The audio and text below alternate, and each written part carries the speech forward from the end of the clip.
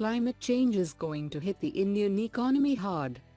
How does global warming impact agriculture and productivity? How can India reduce the impact of global warming? How serious is India in its fight against climate change? GS Paper 3, Environmental Impact Assessment.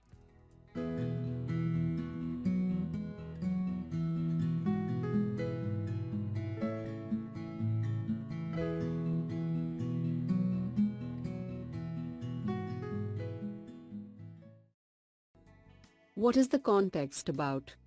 Recently, the IMF notes that for the median emerging market economy, growth goes down by 0.9 percentage point in the same year, because of a 1 degree Celsius increase from a temperature of 22 degrees Celsius. The impact on the median low-income developing country is even higher. How does global warming impacts agriculture and productivity? Weather does not affect the agriculture sector alone, it affects productivity in general. Research shows that productivity starts declining strongly after peaking at an average annual temperature of about 13 degrees Celsius. Therefore, countries located in areas with higher temperature will face a disproportionate impact of global warming. Loss of output and lower productivity also affects capital formation, which has a bearing on medium to long-term growth prospects. How can India reduce the impact of global warming? Over the years, India has done well to reduce its dependence on the monsoon. However, more needs to be done to enhance productivity in the agriculture sector. Financial losses can be reduced by higher penetration of insurance products.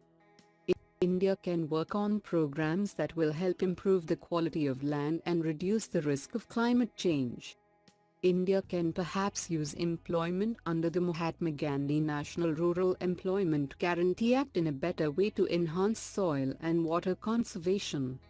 India also needs to strengthen its overall capability by investing in and adopting technology, as the impact of climate change is not limited to agriculture. How serious is India in its fight against climate change? In 2007, the Indian government established the Prime Minister's Council on Climate Change, out of which emerged the National Action Plan on Climate Change (NAC). Each of the states then developed state-level climate action plans, which are currently being implemented. The NAC also rolled out a fair number of programs and strategies under its 8 missions. The state-level studies and plans have also in effect alerted the states to begin the task of incorporating climate change into their planning. The NAC essentially announced to the world that India was willing to act on its global responsibility to limit GHG emissions.